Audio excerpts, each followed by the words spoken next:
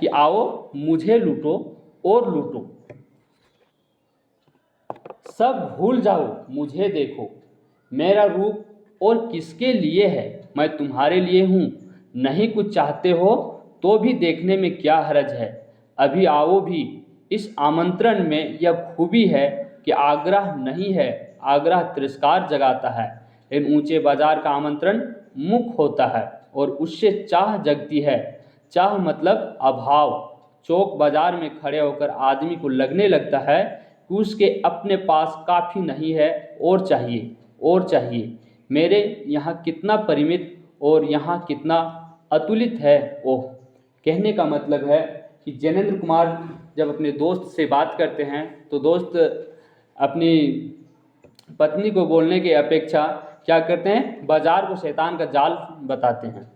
तब जैनेंद्र कुमार जी क्या कहते हैं, बाजार तो कहता ही है आओ मुझे लूटो और लूटो, तो लूटो ऐसे ही लूटोगे क्या, मार खा जाओगे।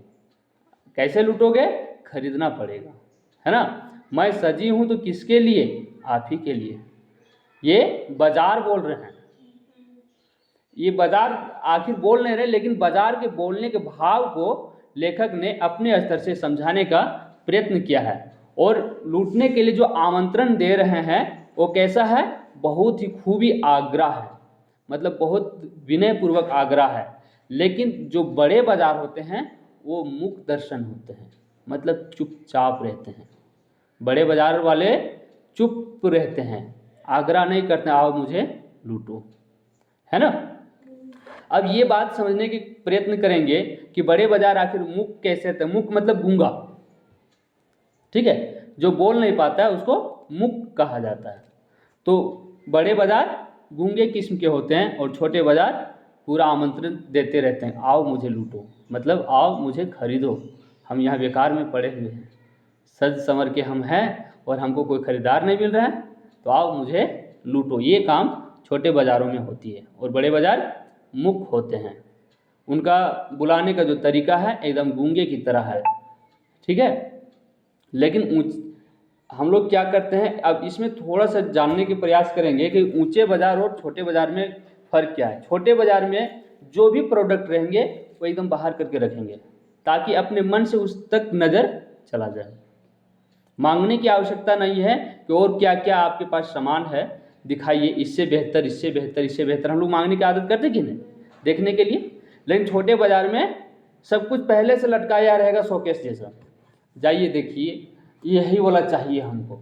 और बड़े बाज़ार में क्या रहेगा, सब कुछ पैक रहेगा, आप बोलोगे है इस सामान में, पहले से दिखेगा ही नहीं कि उसके पास इस तरह की सामग्री, मतलब जो हम लोग खरीदने की इच्छा लेके गए हैं वो सामान उनके यहाँ दिखेगा नहीं, सिर्फ शीशा विशा दिखेगा। तो अब क्या होगा, बोलना पड़ेगा। तो कैसा है बाज़ार, कैसा है, गूंगा है। उसको जाकर हम लोग पूछते हैं है खरीदना था, तब बोले हाँ है मंगा देते हैं, फिर दूसरा रूम से निकाल के लाएगा। और छोटे बाज़ार में चेक कर लो, उतार लो देख लो, ऐसे होता है कि नहीं। मतलब छोटे बाज़ार में लालच ज़्यादा पैदा करता है बाज़ार वाले, और बड़े बाज़ार में लालची काम नहीं करते हैं। जिसको खरीदना है वो आएगा, अपने मन से घुसेगा, बैठेगा, ठंडा पानी पिएगा, उसके बाद खरीदने का मन रहेगा तो खरीदेगा। क्योंकि बड़े बाज़ार में बड़े बड़े लोग खरीदार जाते हैं, छोटे लोग हम लोग हैं छोटे बाज़ार में जाते हैं, है ना, अपने हिसाब किताब से। तो यही चीज़ कहा गया है कि आग्रह जो है तिरस्कार को जगाता है। कहाँ का आग्रह, बड़े बाज़ार का आग्रह। आग्रह मतलब क्या होता है, आने का आग्रह, आने का रिक्वेस्ट करना, है ना।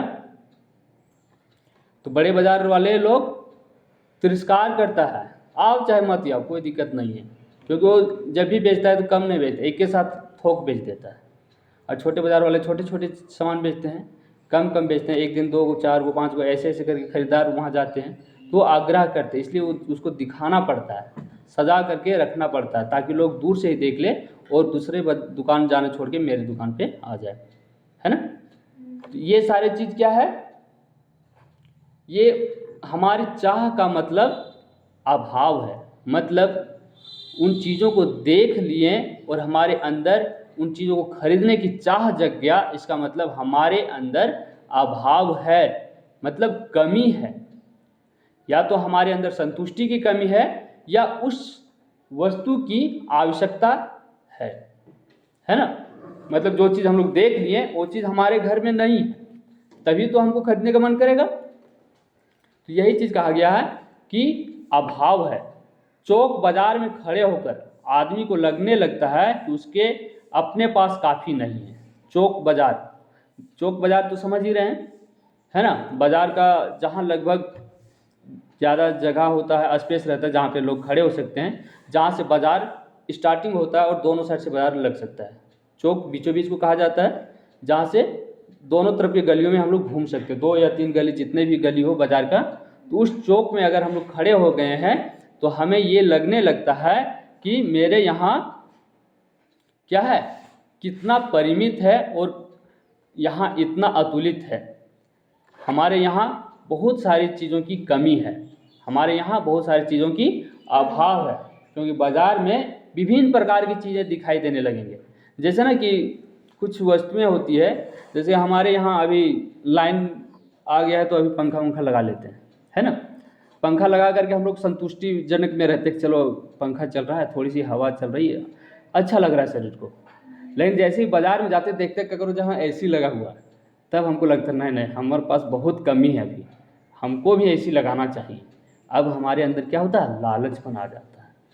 अब हमारे दिमाग में चलता है कि कहिया हम पैसा जमा करवा और एसी लगेगी।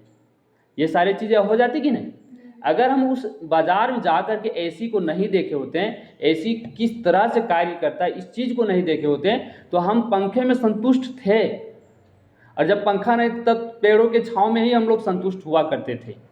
लेकिन बाज़ार में देख लिए तो हमारे अंदर समझ में आ गया कि हमारे अंदर बहुत कमी है, हमारे घर में इनकी आवश्यकता है, इस चीज़ का हमारे घर में अभाव है, ये चीज़ हमें खरीदना चाहिए।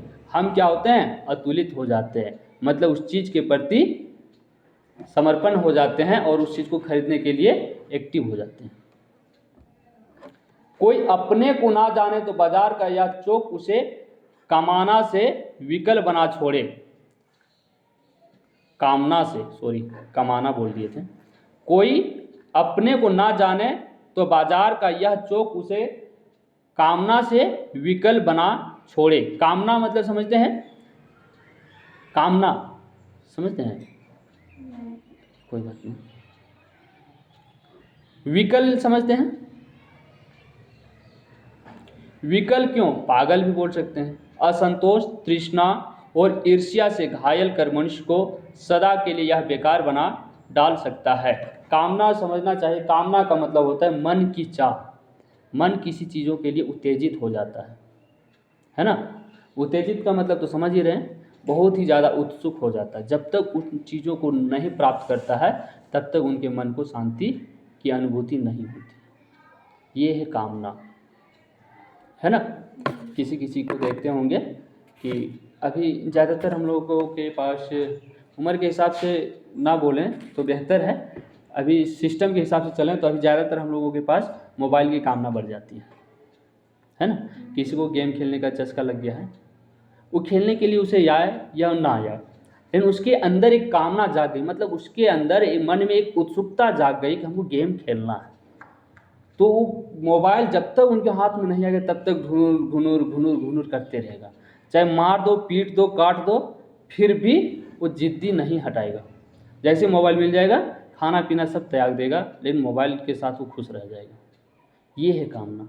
कामना ऐसी होती है ना। इसलिए जिनके अंदर कामना जाग जाता है वे लोग बिल्कुल पागल जैसा हो जाते हैं। पागल समझते हैं ना, जिसके अंदर सोचने समझने की क्षमता खत्म हो जाए तो पागल हो जाते हैं। तो जिनके अंदर कामना वशीभूत हो जाता है वे लोग भी पागल हो जाते हैं। तो ये कामना हमारे अंदर कौन जगा रहा है अभी इस चैप्टर के हिसाब से, तो बाजार की चकाचौंध छवि, है ना। एक और मित्र की बात है, अभी हम लोग एक मित्र की बात ये सारी चीज़ पढ़ें कि बाज़ार से इतने सारे सामान कैसे खरीद लिए। तो बाज़ार के तारीफ में ये सब बताएं कि बाज़ार इतना अच्छा सजा ही था कि मन में एक कामना जग गया और हम लोग उन सारे सामानों को परचेजिंग कर लिए। अब दूसरे मित्र की बात कर रहा है, या दोपहर के पहले के गए बाज़ार से कहीं शाम को वापस आए तो खाली हाथ।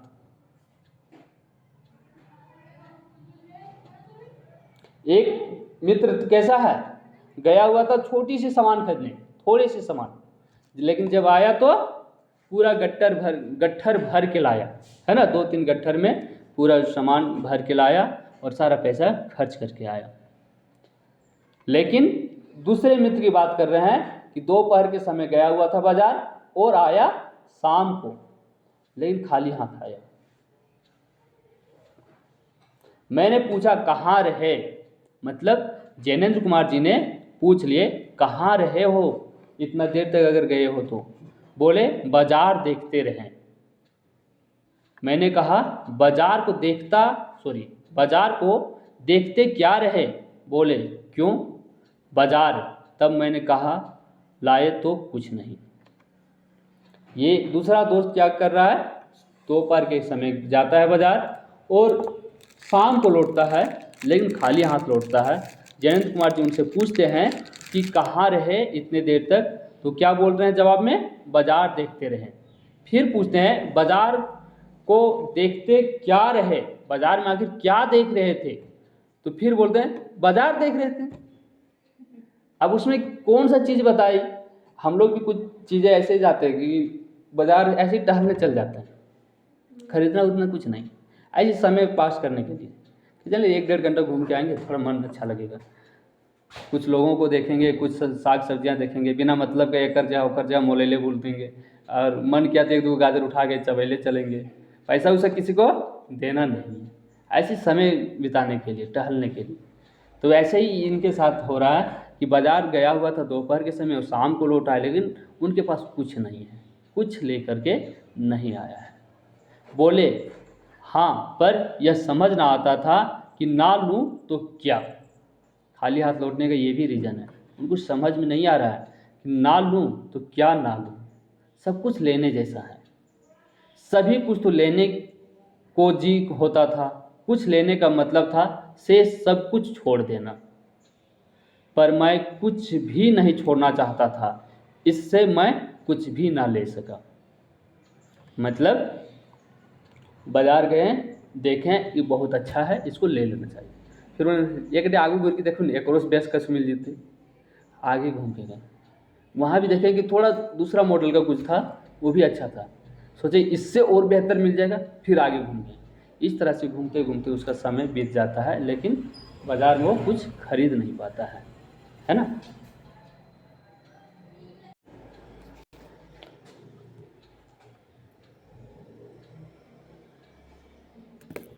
फिर क्या हुआ, बाज़ार से बहुत सारा चीज़ ऐसा था कि कुछ उसको छोड़ने का मन नहीं कर रहा था, पर मित्र की बात ठीक थी।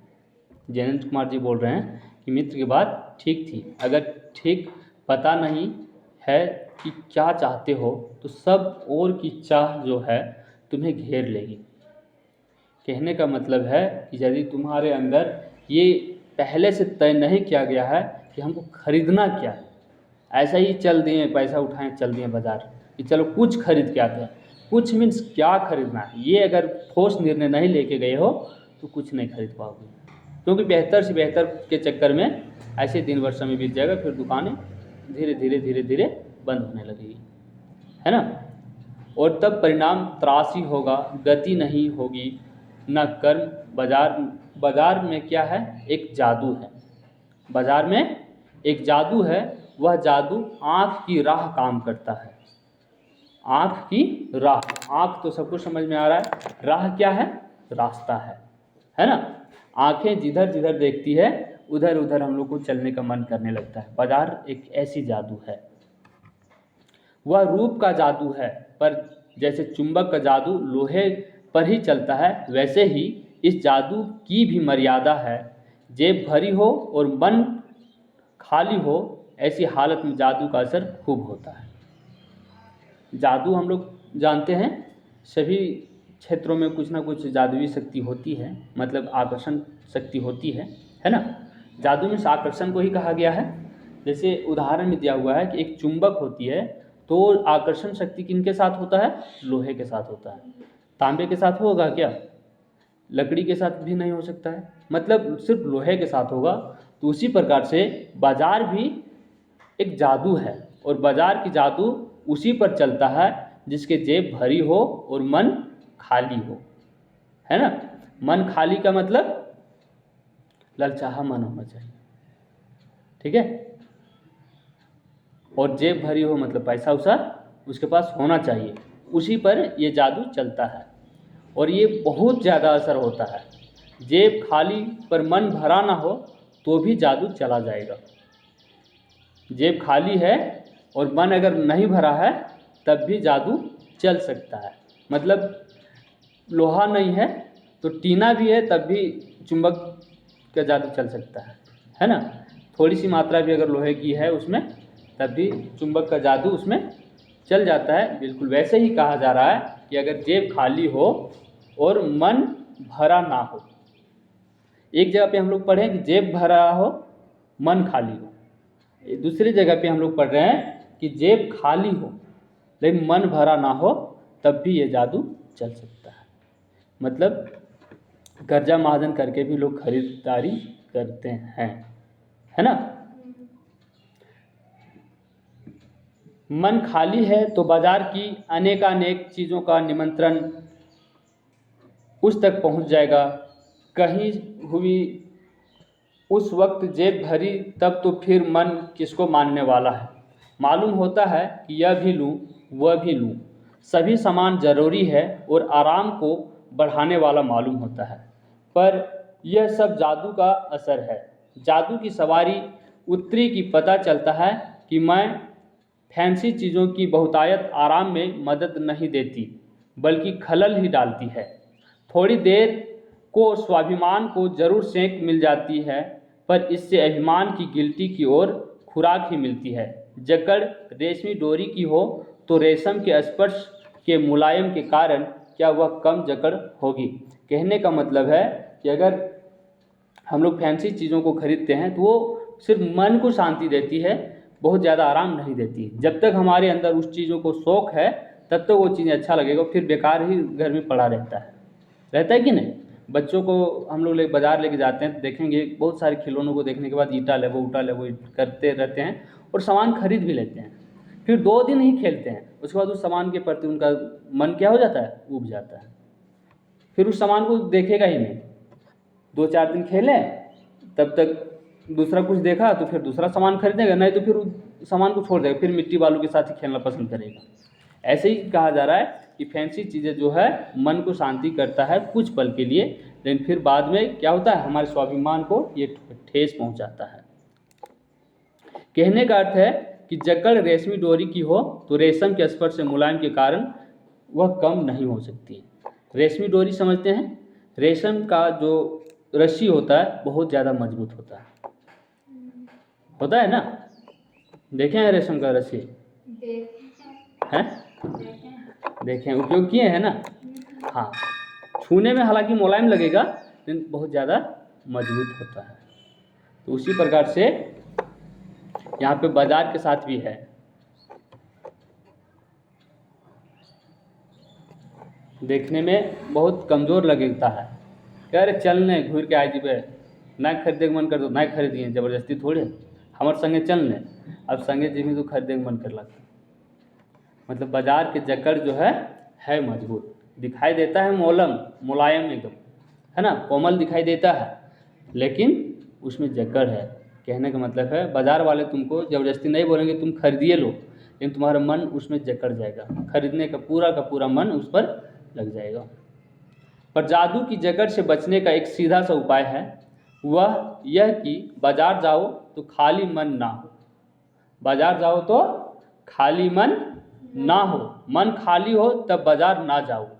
कहते हैं कि लू में जाना हो तो पानी पीकर जाना चाहिए, ऐसा गर्मी के मौसम में कहा जाता है।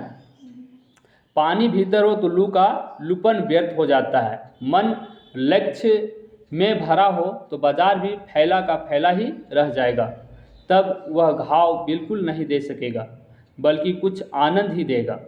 तब बाजार तुमसे कृतार्थ होगा क्योंकि तुम कुछ न कुछ सच्चा लाभ उसे दोगे। बाजार की असली कृतार्थता है आवश्यकता के समय काम आना। यहाँ एक अंतर चिन्ह लेना बहुत ज़रूरी है। मन खाली नहीं रहना चाहिए, इसका मतलब यह नहीं कि वह मन बंद रहना चाहिए। जो बंद हो जाएगा वह शून्य हो जाएगा। शून्य होने का अधिकार बस परमात्मा का है, जो सनातन भाव से संपूर्ण है। कहने का मतलब है कि बाजार जब भी जाओ और बाजार के जादू से बचना हो तो मन खाली ना हो तब जाना चाहिए। मन खाली ना हो कहने का मतलब है मन में ऐसा कुछ चीज़ों की आवश्यकता ना हो, है ना। किसी भी चीज़ को खरीदने की आवश्यकता ना हो तब बाजार जाओगे तो कुछ खरीदने से नहीं भी खरीदोगे तो मन को दुख नहीं लगेगा। और पहले से सोच के गए कि कुछ ना कुछ हमको खरीदना है और नहीं खरीद पाएगा तो आने के बाद भी पछताते रहेगा कि को वाली वो देखना चल, वो दुकान में कसूब वाले से बढ़िया चीज़ मिलता है। होता है कि नहीं? वो वाली 10 मिनट रुक ने, वो दुकान खुले वाला है, वो दुकान में लेके जीबे, चाहे एक 4 कदम चलने हारो आगू दुकान है। अगर ऐसा सोच के अगर हम लोग गए खरीदने के लिए सोच के तो हमारा मन जो है उसमें फंस जाता है। अगर पहले से हम लोग तय कर लिए हैं कि हमको नहीं खरीदना है, हम सिर्फ साथ में गए, खरीदना हमको नहीं है, तो मन में किसी तरह का कोई लोभ, किसी तरह का कोई मोह नहीं रहेगा। जिस प्रकार से जो पानी पी करके गर्मी में चलता है उसे लू नहीं लगता है। लू मतलब क्या होता है जानती हो ना? लू किसे कहते हैं? क्या है लू? हैं? चक्कर आ जाता है। लू हवा है, गर्म हवा है ना। और गर्म हवा का असर से लोगों में क्या होता है, जो बर्दाश्त नहीं कर पाता है उनका चक्कर आ जाता है, शरीर काम नहीं करने लगता है, गिर जाता है। ये सारी चीज़ देखते हैं हम लोग। तो लू क्या है? गर्म हवा है ना। तो जो पानी पी करके चलता है मतलब उसके शरीर का टेम्परेचर जो पहले से ठंडा हो तो गर्मी पड़ेगा तो उसको सिर्फ समतल कर सकता है, मतलब बराबर कर सकता है, लेवल में कर सकता है, उनको गिरा नहीं सकता। जो खाली पेट रहेगा, जो पानी नहीं पिएगा, उसका शरीर जो है वैसे पहले से गर्म हो चुका रहेगा और ऊपर से और गर्म हवा का असर पड़ेगा तो गर्मी जब ओवर हो जाएगा तो उन्हें चक्कर लगने का डर हो जाता है। तो जैसे ही चक्कर लगता है तो हम लोग बोलते हैं लू लग गया, मतलब गर्म हवा इसको लग गया, है ना। तो ये लू क्या है? गर्म हवा, ठीक है।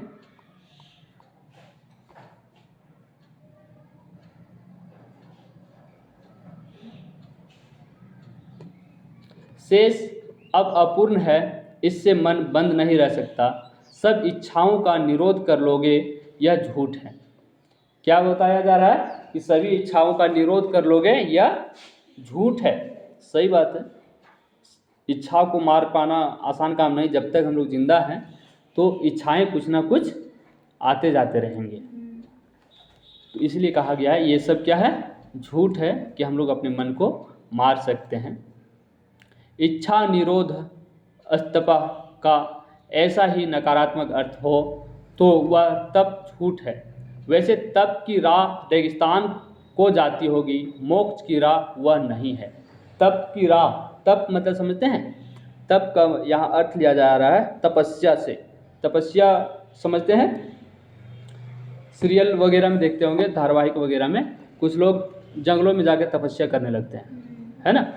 तो तपस्या कहने का मतलब है ऐसे ही साधु बन करके बीच जंगल में जा करके बैठ करके भजन कीर्तन करना, ये तपस्या ही सिर्फ नहीं है। तपस्या का मतलब है कठिन मेहनत करना, है ना। कभी ये सुनेंगे बहुत घोर तपस्या किया था, बहुत कठिन तपस्या किया था, 15 साल 20 साल तक तपस्या किया था, तब जाकर उनको भगवान के दर्शन हुआ। ऐसा हम लोग को सुनने को मिलता है। अगर वही चीज़ें अगर हम लोग अपनी मेहनत किसी और जगह लगाएं, जिस जगह लगाएंगे 15 साल 20 साल, उस चीज़ों में हमें सफलता मिलेगी। लेकिन वह भी कैसी? सबको सफलता नहीं मिलती है। जिनकी तपस्या में लगन हो, घोर तपस्या हो, कठिन तपस्या हो, मतलब उनके अलावा और कोई दूसरा काम किया ही नहीं, है ना, सब कुछ उसी पे निछावर कर दिया तो सफलता मिलती है। तो सफलता मीन्स भगवान का दर्शन होता है। यही है तपस्या करने वालों का। और जो अलग काम कर रहे हैं, अगर वो लगातार 10 से 15 साल तक एक ही काम को करेंगे तो उस काम को बेहतर ढंग से जान जाएंगे कि नहीं। तो ये है तप का। तो कहा जा रहा है कि तप का जो रास्ता है वो रेगिस्तान की ओर जाता है, लेकिन मोक्ष का राह उसमें नहीं है। मोक्ष मतलब मुक्ति। मुक्ति समझते हैं ना? हाँ बोल सकते हैं। मोक्ष मीन्स मुक्ति। मुक्ति कब मिल जाता है? मुक्ति कब मिलता है बाबू? ये है मोक्ष।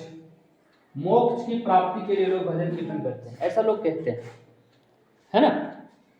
मोक्ष का मतलब है मुक्ति, ठीक है? मुक्ति, मुक्ति का मतलब क्या है? आजादी, है ना? मुक्ति का मतलब आजादी। लोग आजाद कब हो जाते हैं? किसी भी चीज से। हाँ, देखेंगे शब्दों का अर्थ जो है ना अलग अलग जगह पे लिया जाता है तो ये क्या है? मोक्ष बोलिए, मुक्ति बोलिए, आजादी बोलिए, ये पर्यायवाची शब्द है, लेकिन सब जगह पे अलग अलग नाम से पुकारा जाता है ना?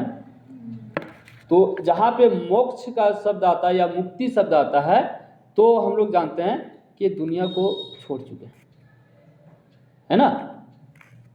दुनिया को छोड़ चुके हैं मतलब जीवन के जाल से ये मुक्त हो गए,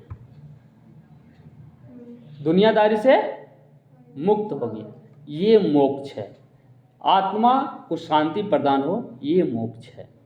ये भी एक बंधन है। इस बंधन से जब हम लोग मुक्त हो जाते हैं तो हम लोग बोलते हैं ये मोक्ष की प्राप्ति हुआ। और मोक्ष की प्राप्ति कब होता है? जब मरने के समय ज़्यादा कष्ट ना हो, है ना? कुछ लोगों का मरण जो है बड़ी कष्टदायक होता है और कुछ लोग बड़ी आराम से मर जाते हैं।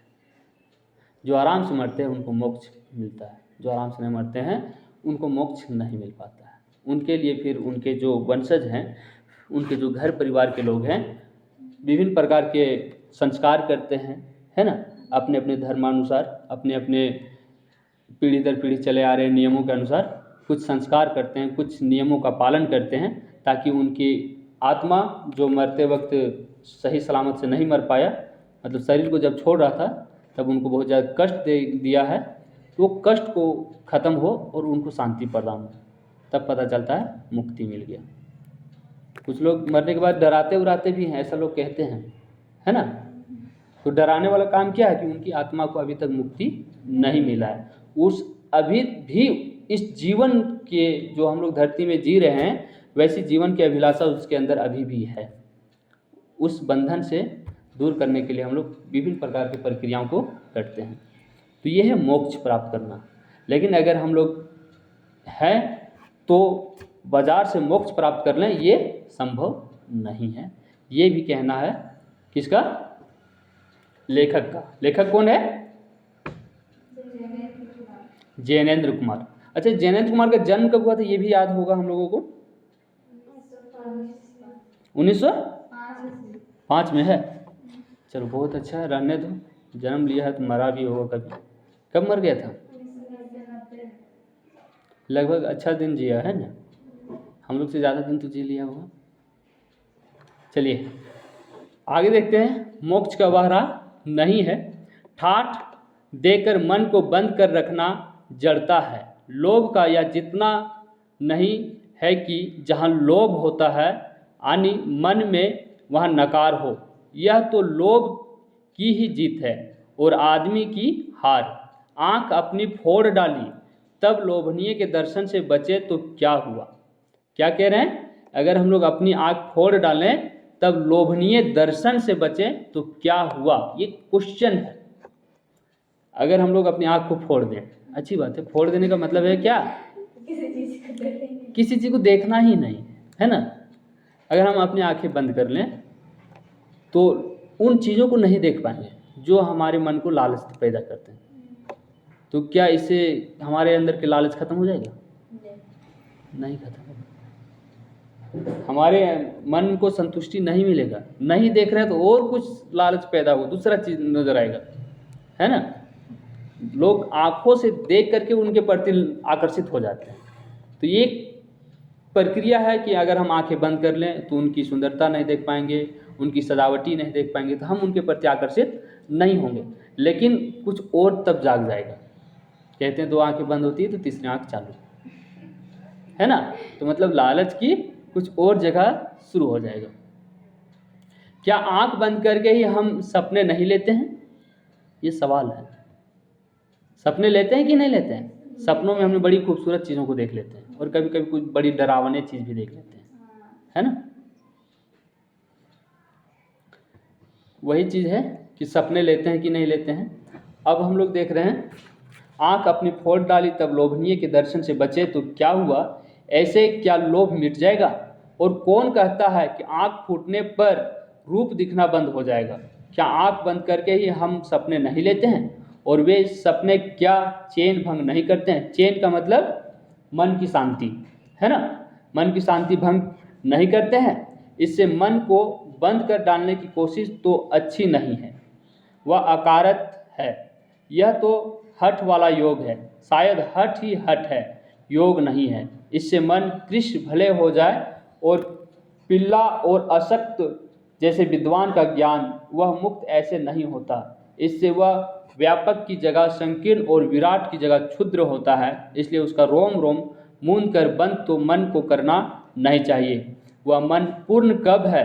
हम में पूर्णता होती तो परमात्मा से अभी हम महाशून्य ही ना होते। अपूर्ण है, इसी से हम हैं। सच्चा ज्ञान सदा इसी अपूर्णता के बोध को हम में गहरा करता है। सच्चा कर्म सदा इस अपूर्णता की स्वीकृति के साथ होता है। अतः उपाय कोई वही हो सकता है जो बलात् मन को रोकने को ना कहे, जो मन का भी इसलिए सुने क्योंकि वह अप्रयोजनीय रूप में हमें नहीं प्राप्त हुआ है।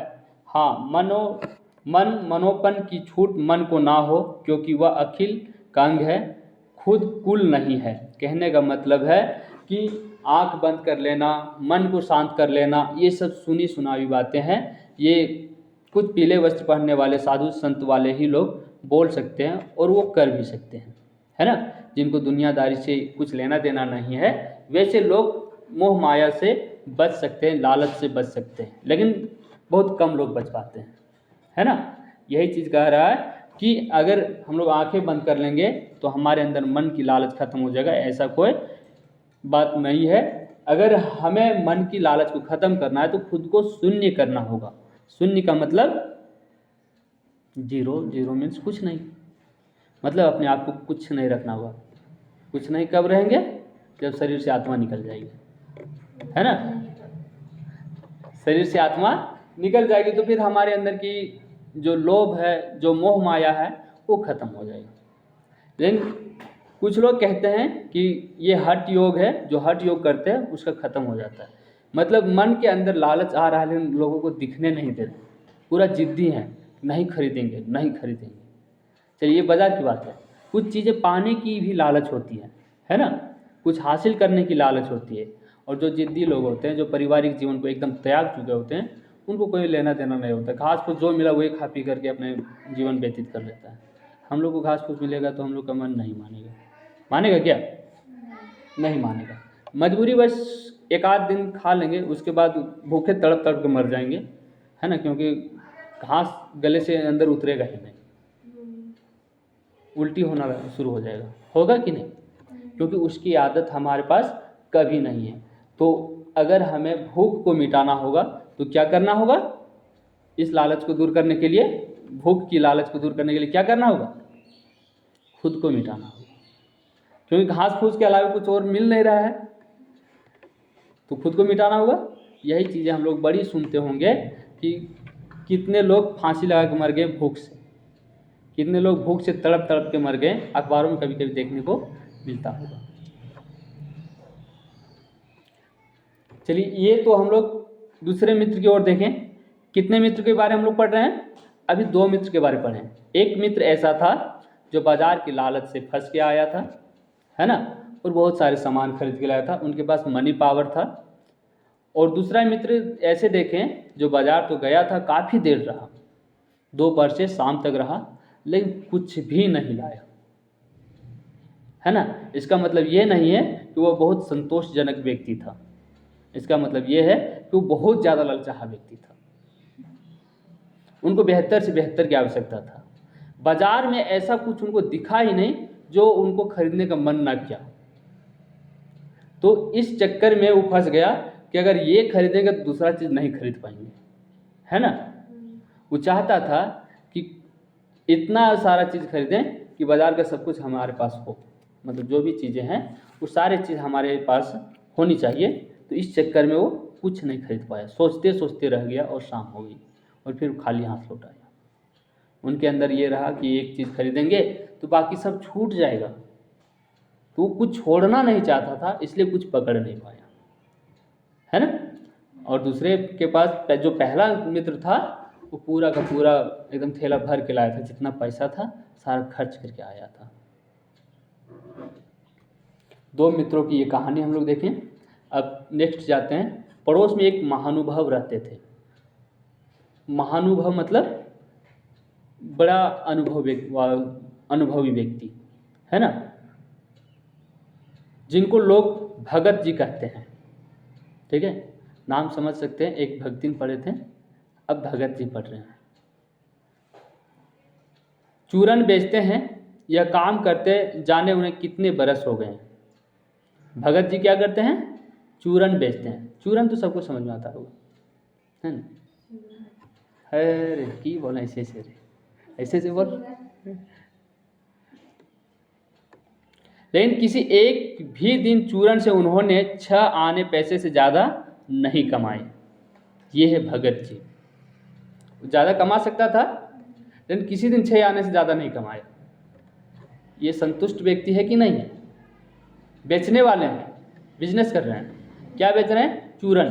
चूरन यही दालमोट उलमोट बेचता है ना, मिला जुला करके चना मटर यही सारी चीज़ बेचते हैं। तो उनको जो बेचते हैं उसको चूरन बेचने वाले कहते हैं। झालमुड़ी वाला हम लोग कहते हैं कि नहीं।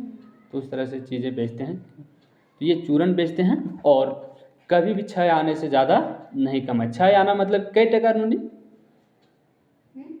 6 आना में कई टका आते हैं? 6 आने मतलब 6 आना। 6 रुपये बोल रहे, बोल दे। कई आना में 1 टका है वो। आना समझो ना, आना जाना गाना। पहले तो था मैं जानो तो नाना से पूछ, नाना सब जाने देते हैं। हाँ, क्या होता है? आखिर 6 आना हम लोग पढ़ रहे हैं तो जानना पड़ेगा ना कि उसका वैल्यू क्या है। अभी हम लोग पिछले 1 आध दिन पहले हम लोग पढ़े थे दर्जन कितना होता है, कोरी कितना होता है। थोड़ी सी जानकारी प्राप्त की कि नहीं? वो क्यों प्राप्त किए? क्योंकि उसमें लिखा था कई दशक वर्ष पहले, है ना, उपभोक्ता और बाजारवाद की चर्चा हुआ है। मतलब 1-1.5 दशक पहले उपभोक्ता और बाजारवाद की चर्चा हुआ था। लेकिन ये जो जैनेंद्र कुमार जी ने बाजार दर्शन को लिखा है वो कई दशक पहले लिखा है। दशक मीन्स 10 साल हुआ था, यही हम लोग पढ़े। तो ये है जन्म लिए 1900 कितना में 5 में जन्म लिए हैं। तो 1905 से जन्म लिए तो समझ लो 10-20 साल के बाद लिखे होंगे। थोड़ा सा पढ़े लिखे बड़े हुए तब लिखे होंगे। तो अगर एक अनुमान के तौर पे हम लोग 30-35 साल की उम्र में इसको समझ लेते हैं कि लिखा है ना। तो 1905 और 30-35 साल जोड़ दें तो लगभग 1950 के लगभग ले लेते हैं। 1950 में लिखा, एक्चुअल यहाँ पे है डेट, लेकिन ऐसी एक अनुभव बता रहे हैं कि 1950 में लिखा है और अभी हम लोग पढ़ रहे हैं 2024 में। कितने दशक बाद पढ़ रहे हैं?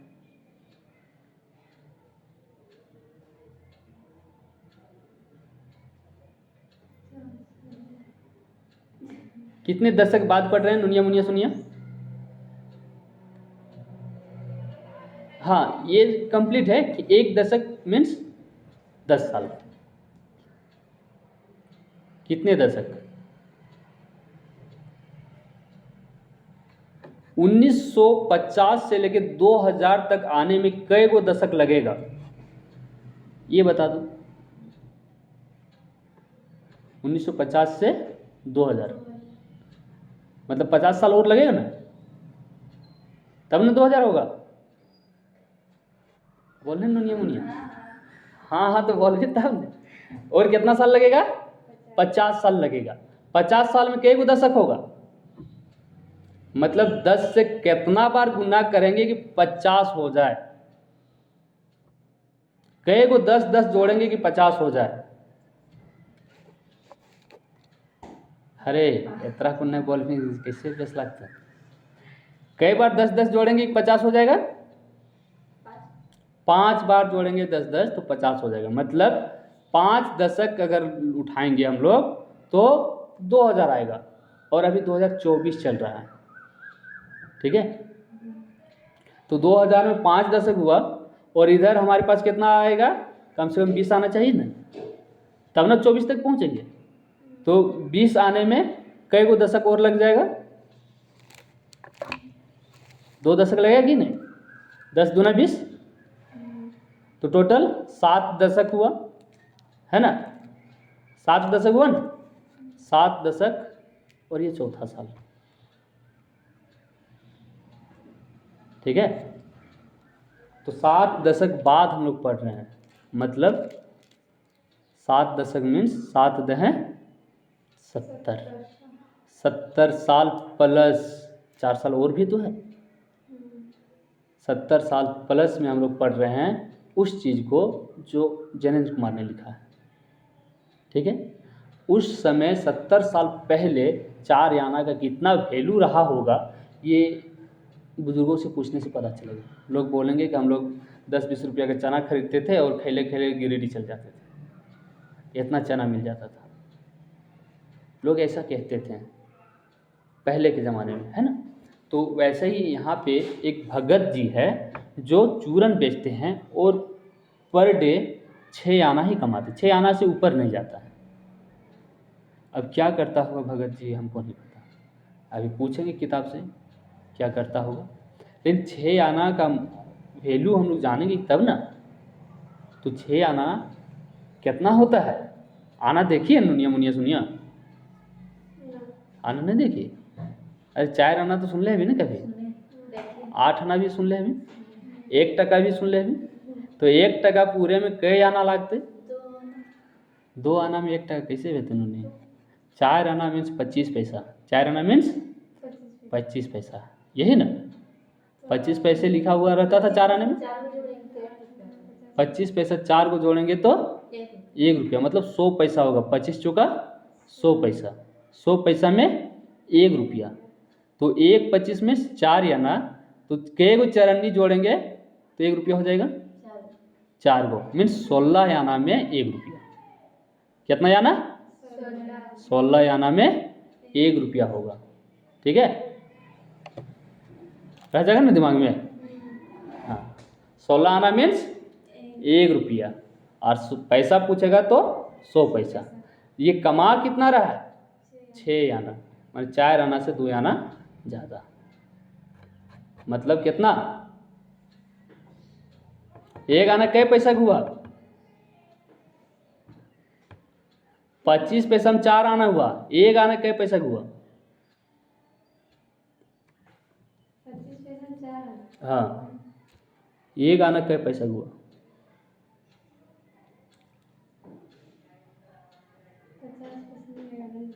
50 पैसा में 8 आना हो गया। 50 पैसा में 8 आना। अरे 25 को 4 जगह बांट दो ना, 25 को 4 जगह बांटो, कितना हो जाएगा।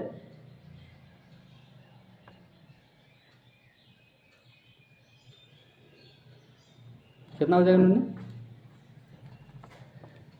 25 पैसा को 4 जगह बांटेंगे तो कितना पैसा हो जाएगा।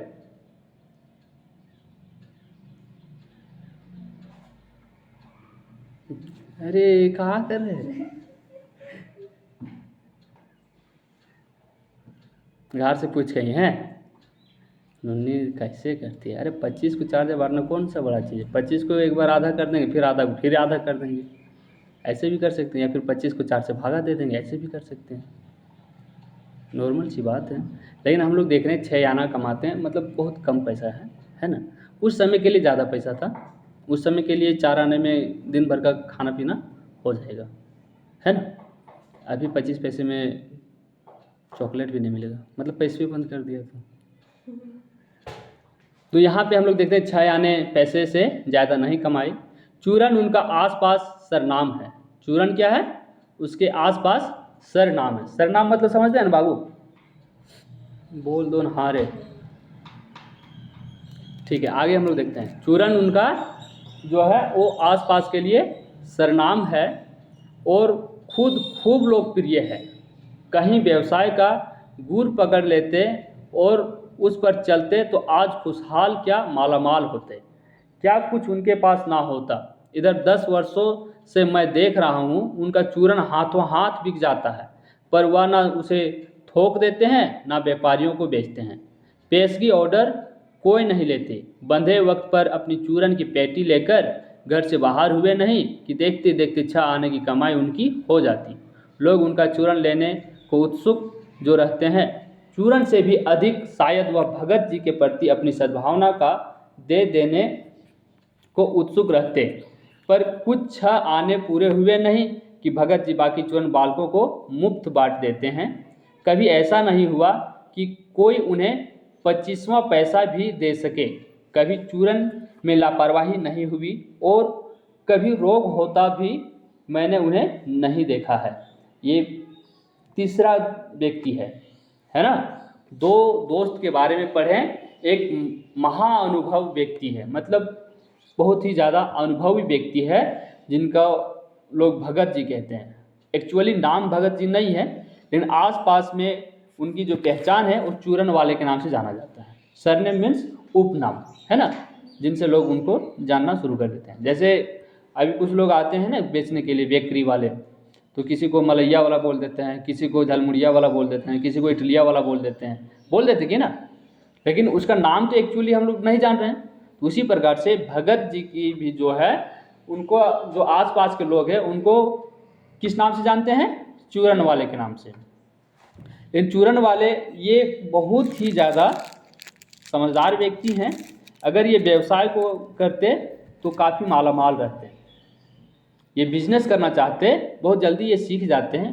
अगर बिजनेस करना चाहते तो काफ़ी मालामाल रहते हैं। अगर सिर्फ चूरन का ही बिजनेस करना चाहते हैं तब भी ये मालामाल रहते हैं, क्योंकि उनकी चूरन को खरीदने के लिए लोगों में उत्सुकता बहुत रहती है ना। उसके बाद ये कहीं से ऑर्डर भी नहीं लेते हैं। ऑर्डर भी अगर कोई दे रहा है तो ऑर्डर भी नहीं लेते हैं, थोक भी नहीं बेचते हैं। जैसे खुदरा आपने बेचने का मन नहीं कर रहा है तो ऐसे थोक बेच दें, जा तुम ले जाओ, 10 रुपये दे देना, ले जाओ तुम अपना बेच लेना। ऐसा भी वो नहीं करते। वो करते क्या है कि उठते हैं, अपना चूरन का डब्बा उठाते हैं और बेचते हैं। जैसे 4 आना से 6 आना उनका कंप्लीट हो जाता है, उसके बाद जितने भी चूरन उनके पास रहते हैं सब बच्चों में बांट लेते हैं। और बच्चों में बांटते हैं मतलब फ्री में बांट देते हैं। 6 आना तक उनका इनकम चाहिए। 6 आना से एक भी पैसा ऊपर नहीं कमाता है। 6 आना के बाद सारा चूरन वो फ्री में बांट देता है रोज का।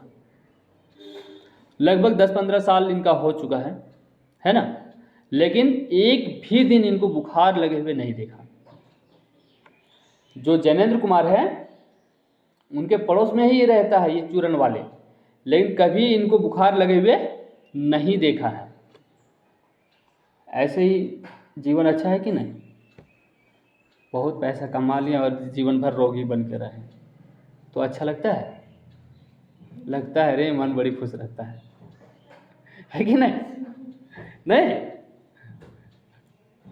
देखोगे किसी किसी को ऐसे ही, किसी किसी को, ज़्यादातर मतलब लगभग सभी का बीमार भी रहेगा ना तो उसका ध्यान रहेगा, अरे कल वो फलानवा का हकवा लिए रे, पैसवा दिए ले लो, पैसा दे लो। अब यहाँ बीमारी से पूरा तड़प रहा है फिर भी बोलेगा पैसवा ओकर से ले आजकल हम टपक जीवो, पैसवा ना छोड़िए। लेकिन वो ये नहीं कहेगा कि अरे ये डॉक्टर वजह से ना सुने तो दोसर का डॉक्टर वजह ले चलने हमरा बेस भजी। वो बात नहीं बोलेगा। वो बोलेगा पैसवा वो दिलम नहीं दिल से बता, तो दवाइया खाए ले वो सब की टेंशन हम ले लेवे तो हमें जाने के नहीं तो हमें वैल्यू दे। तो अभी हम जिंदा ये बात चली, पैसों पहले मांग ले, कल दिन वो गेजा कर देते तब। ये ध्यान रहता है ज़्यादातर लोगों का। लेकिन यहाँ पे बिल्कुल उल्टा है। ये भी बाज़ार के किसी कोने में बैठता है भगत जी।